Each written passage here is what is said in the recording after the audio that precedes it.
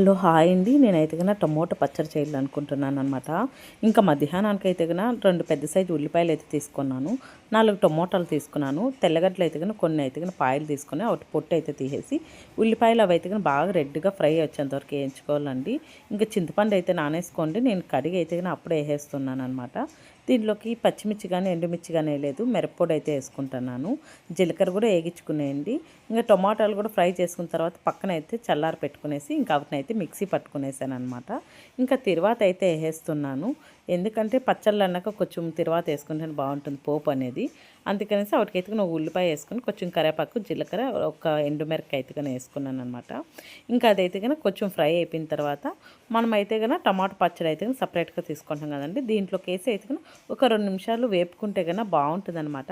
ఎందుకంటే నేను మిరప్పొడి అనేది వేసుకున్నాను కదా, ఇంకా మనకి అదేమన్నా పచ్చి స్మెల్గా ఉంటే కూడా అది కూడా పోతుంది. దీంట్లో తిరువాతలకు కూడా కొంచెం జీలకర్ర అనేది వేసుకోండి, బాగుంటుంది అనమాట. మనకి పచ్చడి అయితే రెడీ అండి. చాలా టేస్టీగా ఉంటుంది. ఒక 2 డేస్ 3 డేస్ కూడా నిలువ అనేది ఉంటుందన్నమాట. మనం వాటర్ వేయం కాబట్టి అందుకనేసి మనకి నిల్వ అయితే ఉంటుంది. నేనైతే కనుక మిక్సీలోంచి నీట్గా తీసి అట్లా పెట్టుకున్నాను. ఇంకా అయితే కనుక మునక్కాళ్ళు అయితే కనుక కట్ చేసేసాను. మునక్కాళ్ళలో కూడా వేపుడు అయితే కనుక పెడదాం అనుకున్నాను. మా పాపకైతే ఒక విజిల్ పెట్టి ఎత్తేయమని చెప్పాను. తను జ్యూస్ చేసుకుంటా మర్చిపోయిందనమాట. ఇంకా 2 విజిల్లు అయితే వచ్చేసాయి. 2 విజిల్లు వచ్చిన తర్వాత తనైతే కన్నా నేను చెప్పాను, అయ్యో నువ్వు ఎందుకు ఒక విజిల్కే పెట్టి ఎత్తేయమన్నాను కదా అంటే, ఇంక తనైతే కన్నా అప్పుడు స్టీమ్ అయితే కన్నా తీసేసిందనమాట. వాటికి కొంచెం అడుగ్గా అయితే అయిపోయినాయి. అందుకే పెద్దగా వేపుకున్నా నేనైతే కన్నా స్లోగా అయితే కన్నా వేపుతున్నాను అనమాట. ఎందుకంటే మునక్కాళ్ళు అనేది మరీ ఇరిగిపోతాయి కదా, అందుకనేసి అలా ఉండకూడదు అనేసి కొంచెం పొడి అయితే ఎక్కువ వేసుకుంటానండి. పల్లీల పొడి నాకు బాగా ఇష్టం అనమాట. ఒకేసారి ఒక 1/2 కిలో అట్లా కొట్టి పెట్టుకునేస్తాను. ఇంకా రైస్ అయితే కన్నా రెడీ అయిపోయింది. ముందే మా పాప చేసేసినది.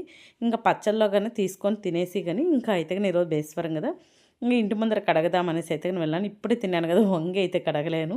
అందుకనేసి ఇంక కొబ్బరికాయకి కలిసానికి అయితే కన్నా ఇంకా నాకు బొట్టు పెట్టడం చాలా ఇష్టం అండి. కలిసంకి అయితే కన్నా ఎప్పుడైనా నేను చేయలేను, మా పాప పెట్టమంటే నార్మల్గా పెట్టేస్తుంది, అది నాకు నచ్చదు.